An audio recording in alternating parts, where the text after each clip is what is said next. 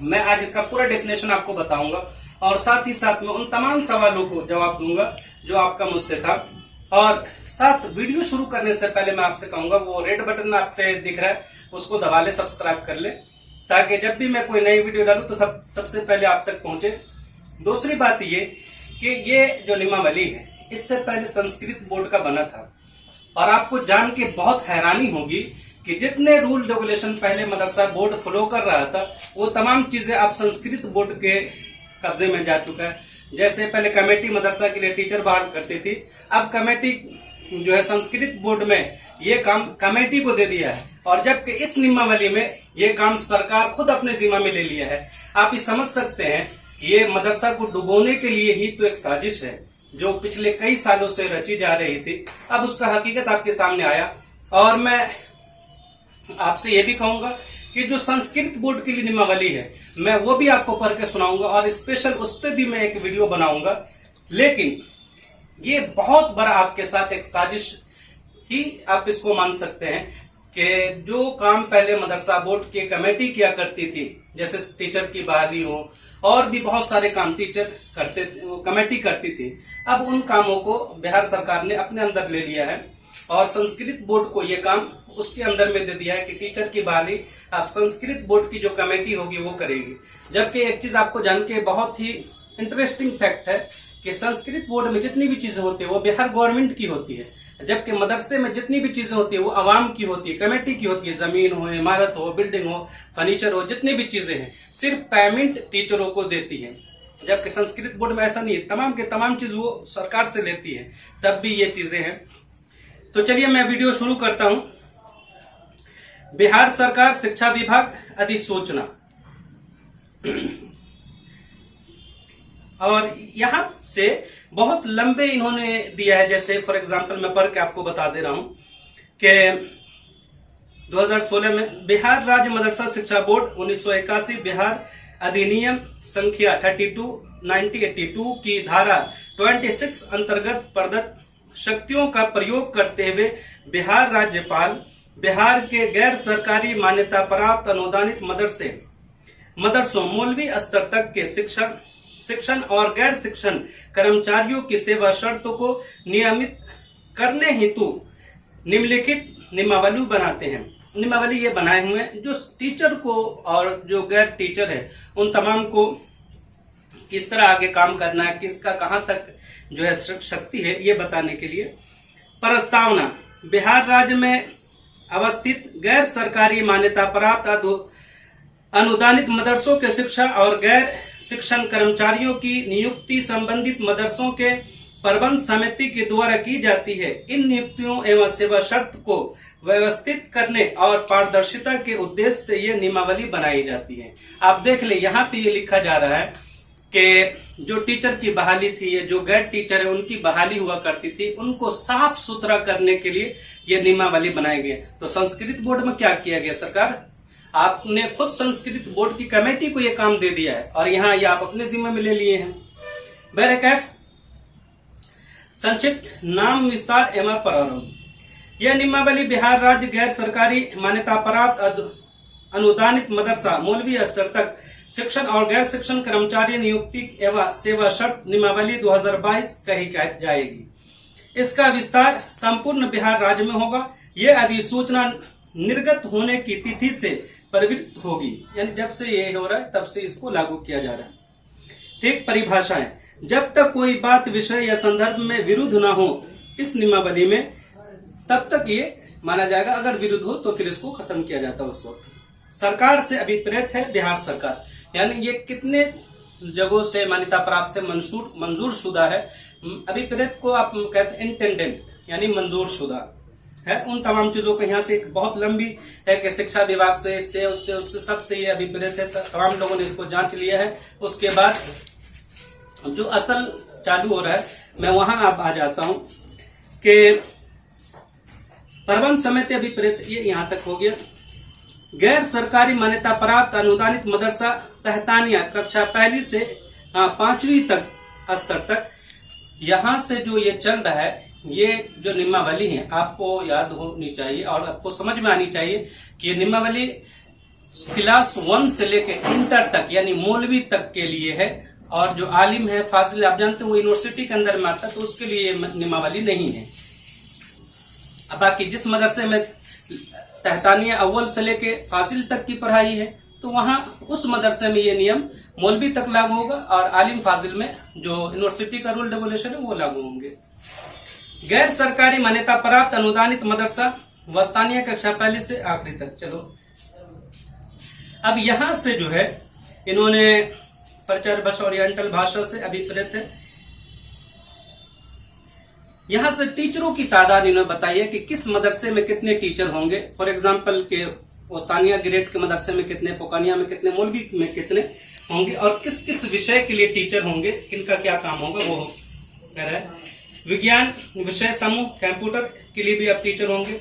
NCTE अधिनियम के प्रवृत्त होने के पूर्व केंद्र या किसी राज्य सरकार द्वारा मान्यता प्राप्त संस्थानों से अथवा राष्ट्रीय अध्यापक शिक्षा परिषद अधिनियम के प्रवृत्त होने के उपरांत एनसीटीई के मान्यता प्राप्त संस्थानों से बीएड डीएलएड की डिग्री अथवा वैसे केंद्र शासित प्रदेश जहां एनसीटीई अधिनियम प्रभावी नहीं है उस राज्य केंद्र शासित प्रदेश द्वारा मान्यता प्राप्त संस्थान से बीएड या डीएलएड की डिग्री। ये था कि ये अगर आपने प्राप्त किया हुआ उन तमाम राज्यों से जहां ये चीजें चलती हैं, मान्यता प्राप्त है, तो सरकार उसको मानेगी और आपको बहाल करेगी। लेकिन ये लाजिम नहीं है। आपको ये कई मरतबा आपने पूछा हमसे कि क्या ये लाजिम है? लाजिम नहीं, किसी के लिए भी लाजिम नहीं। अभी मैं पढ़ूंगा तो ये आपको समझ में आ जाएगा।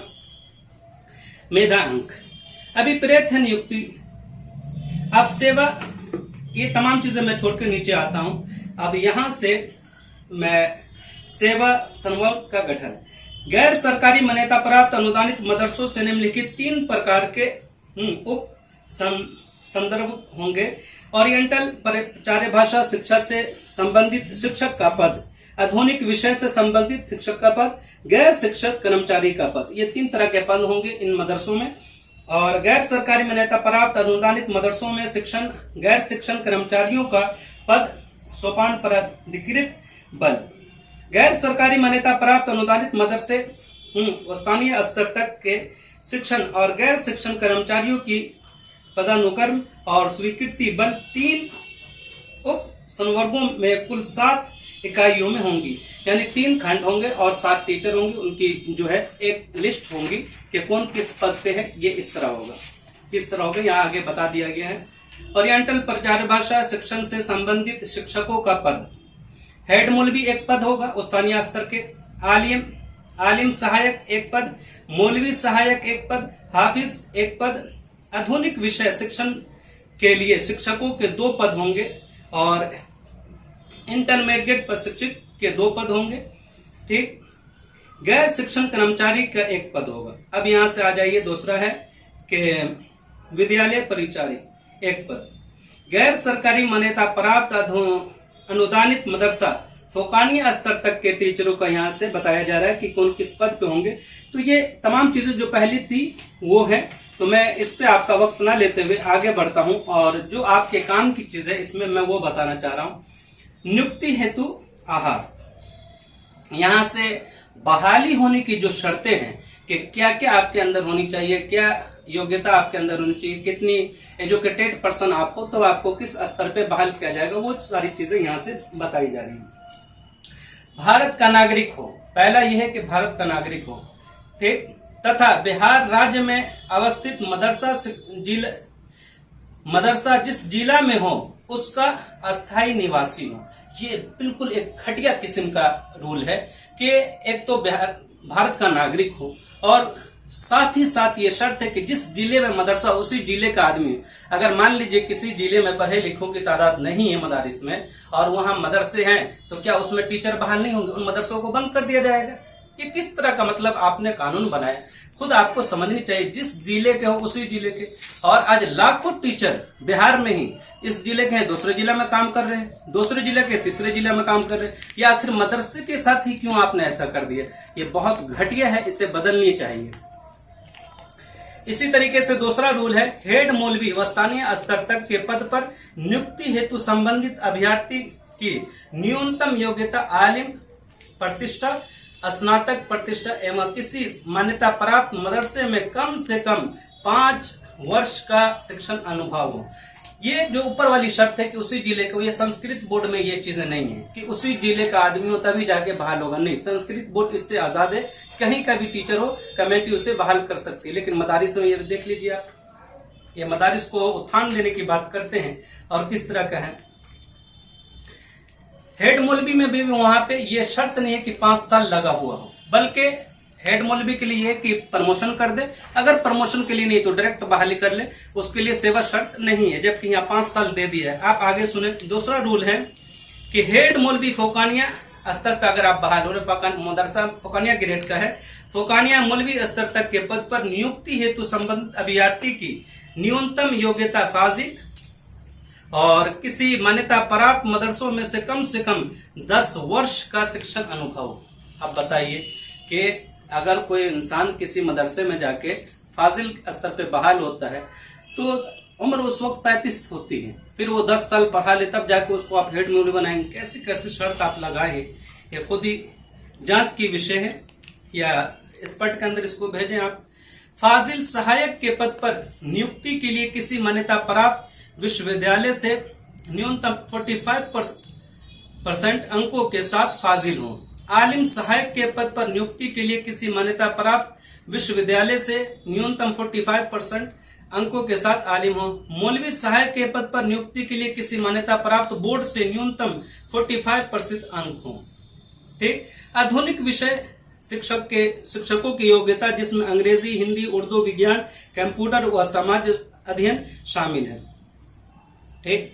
अच्छा, एक मैं यहाँ पे इस चीज को रोक के मैं एक चीज बता दूं कि एक साहब ने सवाल किया था कि क्या जो नदवे से फारिग है या दारुल देवान से फारिग है या कोई और भी मदारिस से आलिम फाजिल किए हो तो क्या वो बहाल हो सकते हैं? बिल्कुल हो सकते हैं। मैं आपको, उन्होंने कहा था कि सबूत भी दीजिएगा, तो मैं लीजिए आपके सामने ये सबूत दिखा दे रहा हूं। मेघा अंक जहां पे लिखा है वहां पे आप देखिएगा कि मान्यता प्राप्त विश्वविद्यालय, तो जितने भी आप नदवे हो, दारुल देवबंद हो, ये विश्वविद्यालय के अंदर में आता है, विश्वविद्यालय है। आप जब भी उसका साइन बोर्ड देखेंगे तो लिखा होगा विश्वविद्यालय नदवा दारुल नदवतुल उलमा विश्वविद्यालय। ठीक, वो भारत सरकार से है, इसलिए नदवे के सर्टिफिकेट पे आप दुनिया किसी भी यूनिवर्सिटी में जाते हैं और भारत सरकार उस पर आपको हेल्प भी करती है। ठीक, तो मान्यता प्राप्त विश्वविद्यालय से अभिप्रेत मान्यता, और इसी तरह परिनियत ऐसे जो अगर किसी राज्य में कोई यूनिवर्सिटी है, कोई मदरसा है और राज्य सरकार ने उसको मंजूरी दे रखा है तो वो भी आप उसको मान्यता प्राप्त वहां की डिग्री है उस पर आप बहाल हो सकते हैं। गठित विश्वविद्यालय या विश्वविद्यालय अनुदान आयोग से मान्यता प्राप्त विश्वविद्यालय, यानी कोई विश्वविद्यालय के अंदर में काम करता हो तो उसको भी आप जो उसकी भी डिग्री पे आप बहाल हो सकते हैं। तो आलिम और जो दूसरे मदरसे से जैसे दारुल देवान, मुजाहिर या फिर दारुल नदवतुल उलमा, किसी भी मदरसे से आप आलिम फाजिल हो तो आप बहाल हो सकते हो, उस पर कोई रोक नहीं है। और आप पढ़ना चाहें तो ये आप लोड करके पढ़ भी सकते हैं। इसी तरीके से आधुनिक विषय शिक्षण के शिक्षकों की योग्यता जिसमें अंग्रेजी, हिंदी शामिल है। इंटरमीडिएट प्रशिक्षित पद के लिए इंटरमीडिएट एवं डीएलएड, बीएड खाम है कि स्नातक प्रशिक्षित पद के लिए संबंधित संकाय में स्नातक एवं बीएड। हाफिज पद पर नियुक्ति के लिए किसी मान्यता प्राप्त बोर्ड से मौलवी और कुरान हाफिज हो। आप बताइए कि जो हाफिज के पद पे बहाल हो उसको आलिम का आपने क्यों शर्त रख दिया? वो हाफिज के सीट पे है क्योंकि उसको सिर्फ और सिर्फ कुरान पढ़ाना होता है, कुरान सुनना होता है। उसमें न कोई लिखने का काम होता है, न कोई पढ़ने का काम होता है, सिर्फ सुनने सुनाने का काम होता है। इसमें मौलवी क्यों आपने जरूर रख दिया? इससे बताइए कि मदारिस को क्या टीचर कभी मिल पाएगा? आपने जितनी भी शर्तें बनाई हैं, इन तमाम शर्तों को पूरा करते करते मदारिस की जिंदगी खत्म हो जाएगी, लेकिन टीचर उन्हें नहीं मिल पाएंगे। इंटरमीडिएट पे आपने दिया है कि उसको डीएलएड पास हो, ये तमाम चीजें, या बीएड पास हो, अगर फोकानिया स्तर का है, मौलवी स्तर का है, तो आप बताइए जो डीएलएड पास कर लेगा, बीएड कर लेगा, वो क्यों जाएगा अपना सर खपाने मदरसा में जहां कम सैलरी है और ज्यादा ड्यूटी है? जबकि दूसरे स्कूल में अगर वो बहाल होता, वहां सैलरी भी अच्छी है, उन्हें ड्यूटी भी कम है और दूसरी चीजें भी वहां प्राप्त है, सहूलत वहां ज्यादा है, फैसिलिटीज ज्यादा है, तो क्यों आएगा मदरसे में? तो इससे क्या आप मदरसा के उत्थान की बात करते हैं? मैं बिहार एजुकेशन मिनिस्टर से कहना चाहूंगा कि आप अधिनियम जो कम से कम इतना तो कर सकते हैं, जो संस्कृत बोर्ड के लिए है उसी को लागू कर दें, ये उनके लिए बहुत फायदा होगा। लेकिन आपने जो इनके लिए स्पेशल बनाई है मदरसा को डुबोने के लिए, ये मदरसा को डुबोने का अधिनियम है। और ये रूल्स जितने भी मैं अभी पढ़ रहा हूं, ये डुबोने की एक शर्तें आपको मैं बताने जा रहा हूं कि मदरसा किस तरह डूबेगा, ये शर्तें हैं। बल्कि मदरसे के उत्थान की बात नहीं हो रही, यहाँ किस तरह की आप पारदर्शिता चाहते हैं, किस आप बताएं। संस्कृत बोर्ड में इससे ज्यादा झगड़े हैं। आपने खुद देखा होगा, जितना शिक्षा मंत्री के पास हो या इधर उधर जितने भी घूमते हैं मदारिस के लोग, आपको शायद कभी देखने को मिल जाए टोपी कुर्ता पजामा वाले। लेकिन संस्कृत बोर्ड के आप किसी एमएलए के पास भी जाएंगे तो आपको रोज एक न एक बैठे मिलेंगे। वहां के झगड़े क्या आप नहीं देख रहे हैं? उसको पारदर्शिता बनाने के लिए आपने कमेटी को सारा काम सौंप दिया। इसके जब बात आती है तो आपने अपने अंदर में ले लिया। आपके अंदर में तो बिहार में कई यूनिवर्सिटियां हैं, आप यूनिवर्सिटियों की हालत देख सकते हैं। तो स्कूल की बात कहां करें, यूनिवर्सिटी को देख लिया आपने डुबो कर रखा है। पटना यूनिवर्सिटी इसकी चश्मदीद मिसाल है। आप जाके देख लीजिए, आपके बगल में कितने टीचर्स की सीट वहां खाली पड़ी हुई है, लेकिन आप बहाली नहीं करते हैं। तो ये इसको कहा, जो यूनिवर्सिटी को डुबो सकता है तो मदरसा उसके सामने क्या चीज है। तो सर ये डुबोने की शर्तें बता रहा हूं मैं, बल्कि अधिनियम नहीं पढ़ रहा हूं। या मदरसा के उत्थान के लिए जो बिहार सरकार आपसे कह रही है कि उत्थान के लिए, पारदर्शिता के लिए और तरक्की देने के लिए बना रहे, वो नहीं है। मैं झूठ नहीं कह सकता, ये डुबोने की शर्तें पढ़ रहा हूं। अगला है 9th नंबर में कि लिपिक के पद पर नियुक्ति हेतु मान्यता प्राप्त बोर्ड से 40% अंकों के साथ इंटरमीडिएट अथवा समक्ष योग्यता, यानी समक्ष ये कि आप मौलवी भी किए हो या किसी बोर्ड से भी, यूपी बोर्ड से, बिहार बोर्ड, मदरसा बोर्ड से आपने किया हो तो आपको बहाल हो जाएगा। विभाग द्वारा समय समय पर तो उनको बहाल कर दिया जाएगा। तथा किसी मान्यता प्राप्त संस्थानों से डिप्लोमा इन कंप्यूटर एजुकेशन यानी डीसीए किए हो तब भी आपको बहाल हो जाएगा। विश्वविद्यालय परिचय नंबर को देखिए कि विद्यालय परिचय के पद पर नियुक्ति हेतु मान्यता प्राप्त बोर्ड से 40% अंकों के साथ माध्यमिक अथवा समक्ष योग्यता विभाग द्वारा समय समय पर सुनिश्चित उत्तीर्ण तथा साइकिल चलाने की दक्षता होनी चाहिए उनके अंदर। यानी कि अगर कोई कर्मचारी के तौर पे बहाल हो रहा है तो उसके अंदर योग्यता साइकिल चलाने की भी होनी चाहिए। अब आप देख ले आयु पे आते हैं कि स्नातक, आलिम या इससे ऊपर की योग्यता के आधार पर नियुक्ति के लिए न्यूनतम आयु 21 जो है ईयर्स आपकी उम्र होनी चाहिए। यानी आप आलिम के पद पे बहाल हो रहे हो या उससे ऊपर किसी पद पे बहाल हो रहे हो तो 21 साल या उससे ज्यादा आपकी उम्र हो, उससे कम वालों की नहीं हो। अन्य पदों पर नियुक्ति के लिए न्यूनतम 18 वर्ष होनी जरूरी है। अधिकतम आयु सीमा वैसी ही होगी जैसे कि राज्य सरकार मान्यता प्राप्त प्रशासन विभाग द्वारा समय समय पर निर्धारित करती रहती है। ठीक। नियुक्ति की प्रक्रिया, मदरसा की प्रबंध समिति को निम्नलिखित प्रक्रिया का अनुपालन करने के बाद नियुक्ति के लिए अधिकार दिया जाएगा। अब यहां से जो असल बात है कि किस तरह के उन पद पे बहाली होगी वो मैं बताने जा रहा हूं कि हेड मौलवी के पद पर प्रोन्नति हेतु निर्धारित योग्यता एवं शिक्षा अनुभव की अनिवार्यता होगी तथा इस पद पर सीधी नियुक्ति नहीं होगी। यानी आप वो उस्तानिया स्तर का हो या फुकानिया स्तर का मदरसा हो या मौलवी स्तर का हो, मैंने ऊपर बताया था कि आप प्रिंसिपल बनने जा रहे हैं तो उसके लिए क्या क्या शर्तें होनी चाहिए आपके अंदर। आलिम के सर्टिफिकेट हो, 5 साल का आपके अंदर तजर्बा हो, तब जाके आप किसी सीट पे बहाल होंगे। लेकिन जब आपको सीधे डायरेक्टली जैसे पहले होता था कि आप अगर प्रिंसिपल बनना चाह रहे हैं तो आप डायरेक्टली अपनी योग्यता आपके पास से आप जाके बहाल हो सकते हैं। जबकि यही शर्तें जो मैं पहले मदरसा बोर्ड में था कि आप डायरेक्टली आपके अंदर 5 साल की शर्तें भी नहीं, आप डायरेक्ट जाके मदरसा में प्रिंसिपल बन सकते थे। ये चीजें आपने 2015 में संस्कृत बोर्ड को दे दिया है, इस मदरसा बोर्ड से ये चीजें छीन लिया है। ये पारदर्शिता है।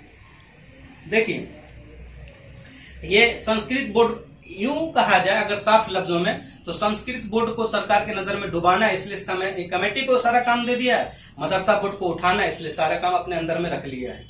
आप ये अच्छी तरह जानते हैं जो सरकार के अंदर में जितनी भी बोर्डें हैं किस तरह डूबती है। आलिम शिक्षक पद पर न्यूनतम 5 वर्ष की कालावधि पूर्ण करने और फाजिल की योग्यता होने पर फाजिल शिक्षक के पद पर प्रोन्नति दी जाएगी। यानी प्रमोशन, आपको आलिम से फाजिल पे जाना है तो आपको 5 साल का तजर्बा होने के साथ साथ फाजिल की आपके पास डिग्री होनी चाहिए। एक से अधिक अभ्यर्थी होने पर इस स्थिति में वरीयता के आधार पर प्रोन्नति करवाई जाएगी। यानी जिसके अंदर देखे जाएंगे कि जितना आपके अंदर योग्यता है, आपने ज्यादा डिग्री प्राप्त किया है तो आपको दिया जाएगा। इससे भी काम नहीं चलेगा तो 2 आदमी अगर एक शिफ्ट हो जाते हैं तो जिनका नाम अल्फाबेट यानी ABCD के हिसाब से जिसका नाम ये होगा पहले उसको दिया जाएगा। ये चीजें अब यहां से देखिए, आलिम शिक्षक की अनुपलब्धता की स्थिति में फाजिल शिक्षक के पद पर सीधी नियुक्ति की जाएगी। अगर आलिम का सीट वहां नहीं तो फाजिल पे डायरेक्टली आप बहाल हो सकते हैं। तो ये चीज है।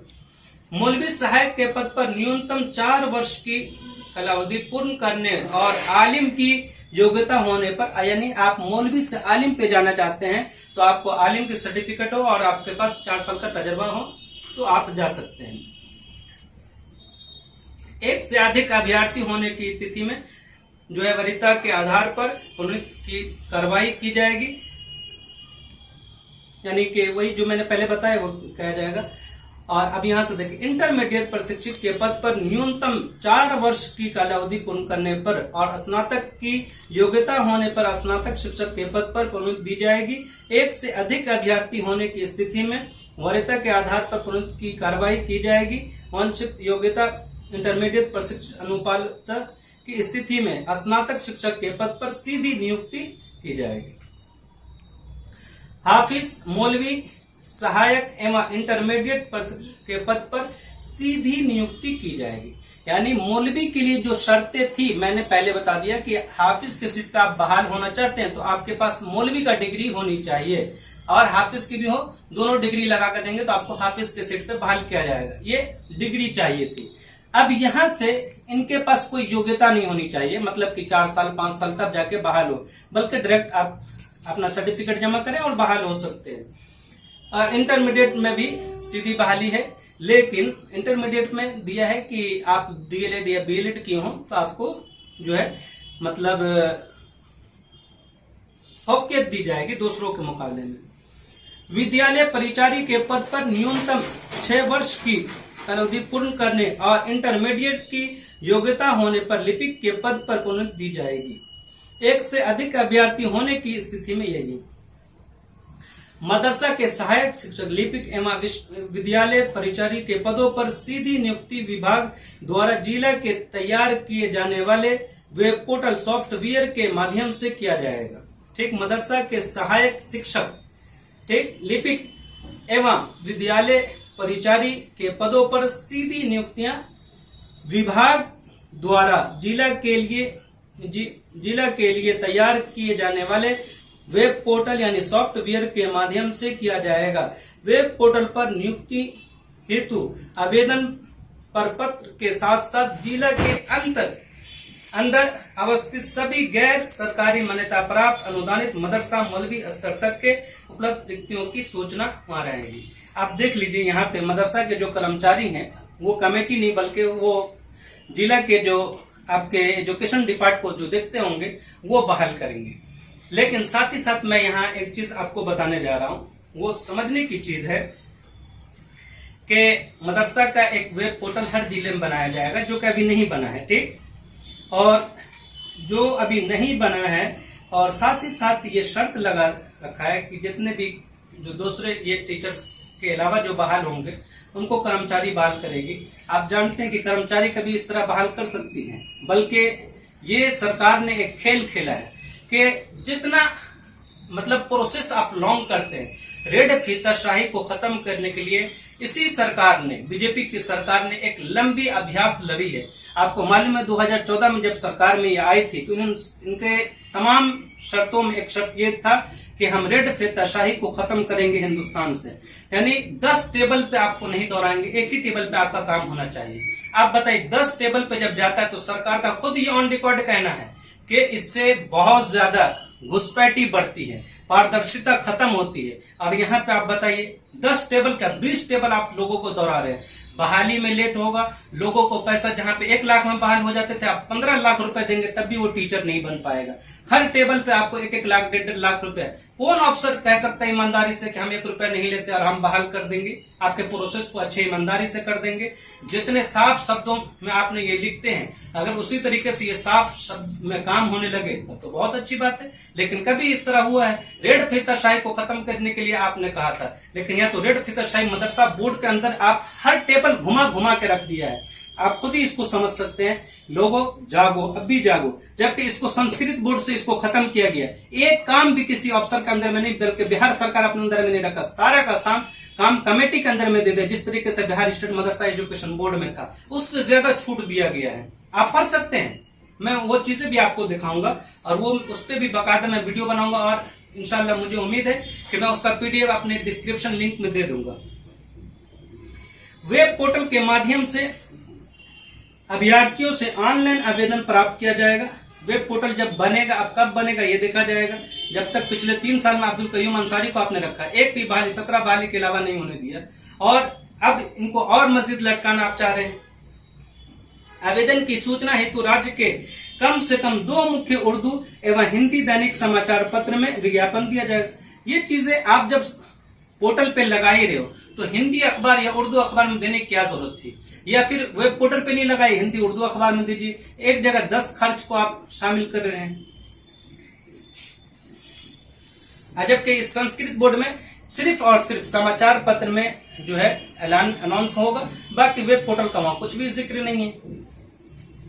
विज्ञापन प्रकाशित किया जाएगा, इस आशय की सूचना वेब पोर्टल पर डाला अनिवार्य होगा। ठीक, प्राप्त आवेदन पत्रों को के आधार पर मेधा सूची एवं चयन सूची का निर्माण वेब पोर्टल के माध्यम से किया जाएगा। मेधा सूची की वैधता 1 वर्ष की होगी। अब यहाँ पे जाइए, मान लीजिए इसको मैं इस तरह समझा रहा हूं कि आप एक मदरसे ने अपनी 4 सीट की बहाली का ऐलान निकाला। ऐलान निकलने के बाद अपने जिला अफसर के पास गए, उन्होंने उनको बताया कि हमें ये 4 सीट खाली है, इनकी बहाली का हमें इजाजतनामा मिल चुका है। आपको इजाजतनामा पहले बोर्ड से लाना होगा, जिस तरह पहले लाते थे। लेके जब आइएगा तब जाकर अफसर को ये दीजिएगा। अफसर क्या करेंगे कि वो कंप्यूटर विभाग को भेज देगा, वो आपको वहां डाल देगा। अब 10 लोग 15 लोग जितना लोग भी आवेदन दिए, उन तमाम की सूचना आपको मिलने के बाद उसको पेपर में आप जो सीट का लिखे हैं उस सीट के खाली होने का आप पेपर में ऐलान कीजिए, 2 उर्दू अखबार में 2 हिंदी अखबार में। जब आप ऐलान निकाल देंगे तो लोग अपना अपना आवेदन देगा 10-15। अब उसके हिसाब से सूची बनाया जाएगा कि कौन सीट के लिए कितने लोगों ने बनाया। ये बताइए कितना लॉन्ग प्रोसेस आप बहाली का कर रहे हैं। मदरसा इससे क्या तरक्की करेगा। इसी तरह की जब वो हो जाएगी, 2 सूची बन जाएगी, तब देखिए क्या होगा कि काउंसिलिंग की सारी प्रक्रिया संबंधित मदरसा में बिहार शिक्षा सेवा के पद अधिकारी पर्यवेक्षण की योग्य होगी, जिसके जिला शिक्षा पदाधिकारी नामित करेंगे। यानी अब जब उनको सारे चीज हो गया, सूची बन गया, सब लोग आ गए, तो अब एक डेट निकालेगा जिला अधिकारी कि फला डेट को इस मदरसे में जिन लोगों ने फॉर्म भरा था आप आ जाइए, आपकी काउंसलिंग होगी। अब काउंसलिंग में शर्त यह है कि मदरसा बोर्ड से भी आदमी आएंगे और जिला के जो शिक्षा विभाग है वहां से भी आदमी आएंगे। हर एक को जेब में आप कुछ दीजिए, यही है। यदि अभ्यर्थी हेड मौलवी या प्रबंध समिति के किसी सदस्य या अध्यक्ष सचिव के संबंधी हो तो हेड मौलवी, यानी अगर मदरसे के रिश्तेदार किसी भी टीचर के रिश्तेदार हो या हेड मौलवी के या कमेटी के किसी के भी रिश्तेदार हो और उन्होंने फॉर्म भरा है, तो वो हेड मौलवी इसकी सूचना पहले बोर्ड को दे देगी कि हमारे रिश्तेदार हैं, ताकि जब काउंसिलिंग की कमेटी बैठेगी तो उसमें उसको नहीं रखा जाएगा। ये एक अच्छी चीज है। काउंसिलिंग के क्रम में चयनित अभ्यर्थियों के शैक्षणिक प्रशैक्षणिक एवं अनुभव प्रमाण पत्र जो मान्य हो के मूल प्रमाण पत्र एवं अंक पत्र का अवलोकन एक परीक्षण किया जाएगा। इसके ये पहले भी किया जाता, कोई नई चीज थोड़ी है। आधार पर संतुष्ट होकर काउंसिलिंग की तिथि से 3 दिनों के अंदर प्रबंध समिति के सचिव के द्वारा नियोजन पत्र निर्गत किया जाएगा कि काउंसलिंग हो जाएगी, कौन पास हुआ कौन फेल हुआ, इसको 3 दिन के अंदर बता दिया जाएगा। अब आइए 7वां, नियोजन की कार्रवाई पूर्ण करते हुए प्रबंध समिति की सचिव के द्वारा संबंधित जिला शिक्षा पदाधिकारी के प्रतिवेदित किया जाएगा, जिसके आधार पर वेब पोर्टल को अपडेट करते हुए आवश्यकता अनुसार द्वितीय तृतीय चयन सूची आदि वेब पोर्टल के माध्यम से निर्गत किया जाएगा। जब ये सारा काम हो जाएगा तो आप अपने जिला अधिकारी को भी ये चीजें बताएंगे कि ये लोग पास होंगे, ये फेल होंगे, फिर उस पे वेब पोर्टल पे वो सारी चीजें जानकारी लोगों तक पहुंचाई जाएगी। 8वां है कि प्रबंध समिति द्वारा नियुक्ति एवं प्रोन्नति से संबंधित प्रतिवेदन बिहार राज्य मदरसा शिक्षा बोर्ड पटना के अनुमोदन हेतु भेजा जाएगा। वेब पोर्टल पर उपलब्ध सूचनाओं के आलोक में बोर्ड द्वारा प्राप्त अनुशंसाओं की जांच की जाएगी। बिहार राज्य मदरसा शिक्षा बोर्ड के प्रबंध समिति की अनुशासनों पर निर्णय लेकर 1 माह के अंदर उसे संशोधित करेंगी। अनुशोचना को यदि स्वीकृत अथवा संशोधित किया जाएगा तो ये करने की लिखित कारण सूचना किया जाएगा। अगर मान लीजिए यहाँ से ये कहा जा रहा है कि आपने जो ऐलान निकाला उसमें किसी तरह का भी उनको लगा शिक्षा अधिकारी को कि इसमें गड़बड़ी हुई है, तो वो उसको कैंसिल करेगी, लेकिन कैंसिल करने का वो लिखित रूप में बोर्ड को जवाब देगी कि ये इस वजह से मैंने इसको कैंसिल दिया है। यदि प्रबंध समिति बिहार राज्य मदरसा शिक्षा बोर्ड के विनिश्चय से व्यवस्थित हो तो वो आदेश प्रतीत की तिथि से 60 दिनों के भीतर अपील पर अधिकारी जिन्होंने राज्य सरकार द्वारा समय समय पर अपीलीय शक्तियां सौंपी हैं के समक्ष अपील कर सकेगी। उपलब्ध रिक्त पदों की प्रोन्नति से भरने के लिए प्रबंध समिति द्वारा सभी पात्र अभ्यर्थियों, सहायक शिक्षकों, विद्यालय परिचारी के मामले पर विचार किया जाएगा। उसके बाद सभी अभ्यर्थियों को के नामों की सूची तैयार कर बिहार राज्य मदरसा बोर्ड इसके अनुमोदन के लिए भेजा जाएगा। बोर्ड के अनुमोदन के उपरांत ही प्रोन्नति की से नियुक्ति की कार्रवाई पूर्ण की जाएगी। यहाँ से ये चीज बता दे रही कि अगर आप किसी टीचर को जो है मतलब प्रमोशन देना चाहते हैं तो उसकी सारी चीजें कार्रवाई एजेंडा तैयार करके बोर्ड को भेजिए। बोर्ड इजाजत देने के बाद उसको जो है आप प्रमोशन दे सकते हैं। बिहार राज्य मदरसा शिक्षा बोर्ड द्वारा मदरसा वार शिक्षा एवं शिक्षोत्तर कर्मियों की डाटा संबंधित यानी जितने भी शिक्षक हैं जिस मदरसे में तमाम का एक डाटा वेब पोर्टल पे तैयार किया जाएगा, वो उस पे रहेगा, आपको मिलेगा। यहाँ से मेगा एवं मेधा सूची का निर्धारण निमित्त किया जाएगा। यहाँ से एक नई चीजें चल रही है, मैं वो भी आपको पढ़ के पेज नंबर 6 पे मैं आ चुका हूँ और टोटल पेज यहाँ पे हमारे पास 11 है। वीडियो बहुत लंबा हो रहा है, मैं जान रहा हूँ, तो मैं दूसरे वीडियो में इस सारी चीज की जानकारी आप तक पहुंचाऊंगा। Thank you.